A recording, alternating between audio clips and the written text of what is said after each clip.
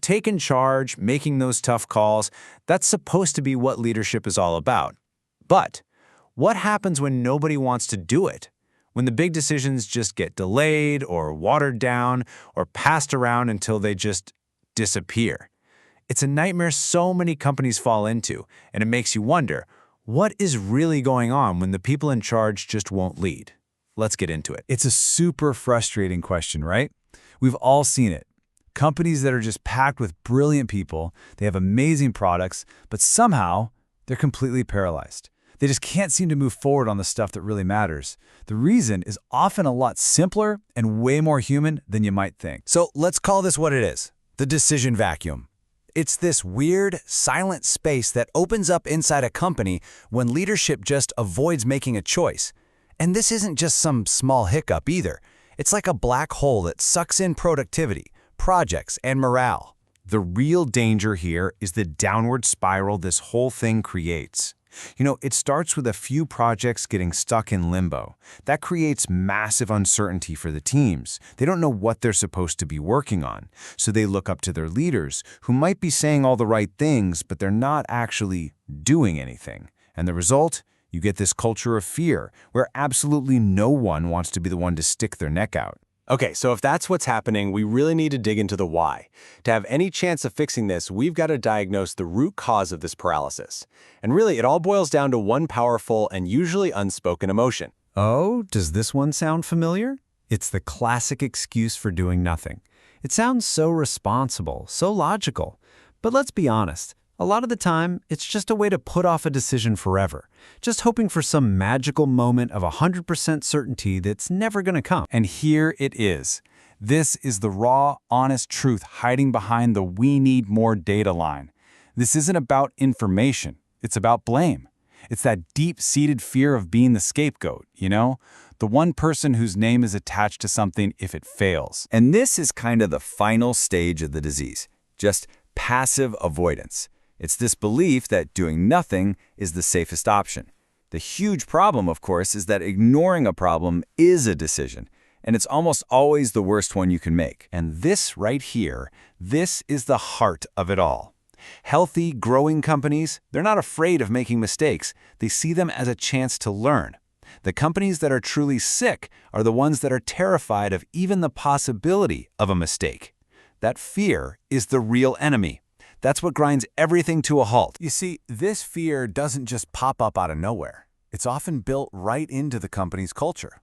It starts with that personal fear of being blamed. Then it gets amplified by a culture where just staying quiet and not making waves is actually rewarded.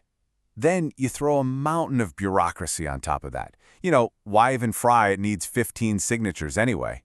And you top it all off with managers who feel like they have no real power to change anything.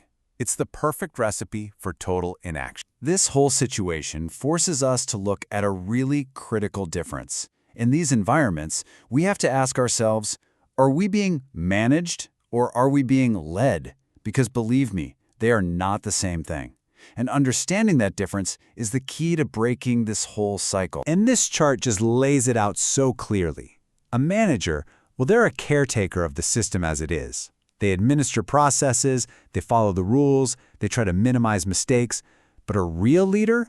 They're an architect of what comes next. They get that progress means taking risks. They know that 100% certainty is a fantasy, and that the biggest mistake of all is doing nothing. A leader understands that even not deciding is a choice. It's a total shift in mindset, from avoiding blame to actually embracing responsibility. Okay, so enough with the diagnosis. How do we actually fix this? If you're stuck in one of these decision vacuums, listen, you are not powerless. Here's a practical toolkit, 4 things you can start doing to spark some movement, even if you're not at the top of the org chart. All right, let's walk through these. Step 1, ask the direct question. Who is the decider on this, and when will they decide? It sounds simple, but it forces clarity and puts someone on the hook. Second, and this is a big one, don't just ask, what should we do? That's too open-ended. Instead, frame the choice. Should we pursue option A or option B? It makes things concrete. Third, use the data you have, but stop waiting for everyone to agree. Make the best call you can with the information you've got right now. And finally, just lead by example. Make good, clear decisions in your own little corner of the world. Sometimes all it takes is one person showing everyone else that it's okay to make a move. When it all comes down to it, it's a pretty simple truth. Companies don't move forward because they have a perfect strategy on a slide deck. They move forward because someone, somewhere, has the guts to make a decision and just get the ball rolling. Just let that sink in for a second. This is the core belief that can break the paralysis.